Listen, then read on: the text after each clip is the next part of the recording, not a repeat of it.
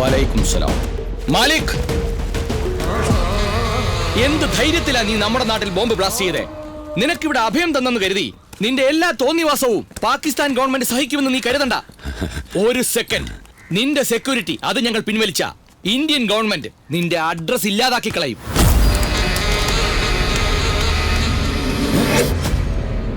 Duplicate rascal. ഡാ കോങ്ങണ്ണ, original Malik എവിടെടാ? താഹിർ,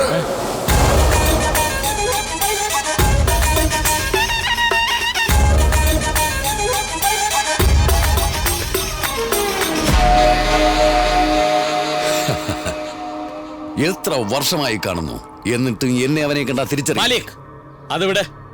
നിന്റെ ഉദ്ദേശം എന്താണെന്ന് പറ. താഹിർ, ഈയിടെയായി ആരെങ്കിലും ചോദ്യം ചെയ്യുന്നതും ഉച്ചത്തി സംസാരിക്കുന്നതും എനിക്ക് ഇഷ്ടപ്പെടുന്നില്ല. പ്രതിപക്ഷ നേതാവിനെ കൊന്നിരിക്കുന്നത് അത് എത്ര വലിയ പ്രോബ്ലമാ ഉണ്ടാക്കിയിരിക്കുന്ന അറിയോ? നിങ്ങൾക്കായി എന്റെ നാട്ടിൽ തന്നെ 17 ബ്ലാസ്റ്റ് നടത്തിയിട്ടുണ്ട്. അപ്പോ എനിക്ക് വേണ്ടി ഈ നാട്ടില് ഒരേ ഒരെണ്ണം പാടില്ലാത്തതാണോ? നിന്റെ ഗവൺമെന്റ് നീയും എനിക്ക് വെറുതെയല്ല സെക്യൂരിറ്റി തരുന്നത്. ഞാൻ കോടിക്കണക്കിന് കാശാ വാരി എറിയുന്നത്. അതിനാ നീയൊക്കെ ജോലി ചെയ്യുന്നത്. വാച്ച്മാന്റെ ജോലി മാത്രം ചെയ്യ്. പോ. ഏയ് Tahir, don't forget, I am an NRI, non-reliable Indian. Khuda Hafiz.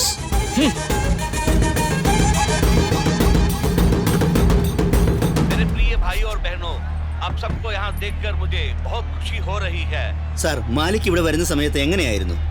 ഇപ്പൊ എന്തൊക്കെയാ പറയുന്നേ? ഇതിനൊരു അവസാനം ഉണ്ടാകില്ലേ സാർ? ഉണ്ടാകും. എപ്പോ സാർ? ഇന്ത്യയിൽ ഇപ്പൊ നടക്കാൻ പോകുന്ന ഇലക്ഷനില് IPDPയുടെ ലീഡർ ഇന്ദിരഗുപ്താജിയാണ്. ജയിച്ചു പ്രൈം മിനിസ്റ്റർ ആകുമെന്ന് എല്ലാ ഒപ്പീനിയൻ പോൾ റിസൾട്ടും പറയുന്നു. ഇദ്ദേഹം പ്രൈം മിനിസ്റ്ററായ മാലിക് പാകിസ്ഥാനിലെന്നല്ല, ലോകത്തിന്റെ ഏത് മൂലയിൽ പോയി ഒളിച്ചിരുന്നാലും വെറുതെ വിടില്ല അവനെ. मैं आपसे वादा करता हूँ, India most wanted criminal Syed Ibrahim Malik को 30 दिन में भारत वापस लेकर आऊंगा.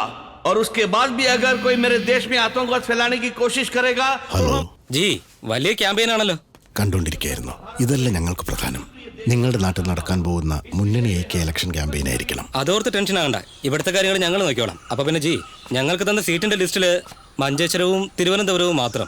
അങ്ങനെ വരുമ്പോ ചെറിയൊരു പ്രശ്നമുണ്ട്. ഞാൻ ഗുപ്താജിയോട് സംസാരിച്ച് കൺവിൻസ് ചെയ്യാം. നിങ്ങൾ ബാക്കി കാര്യങ്ങളൊക്കെ നോക്കിക്കോ.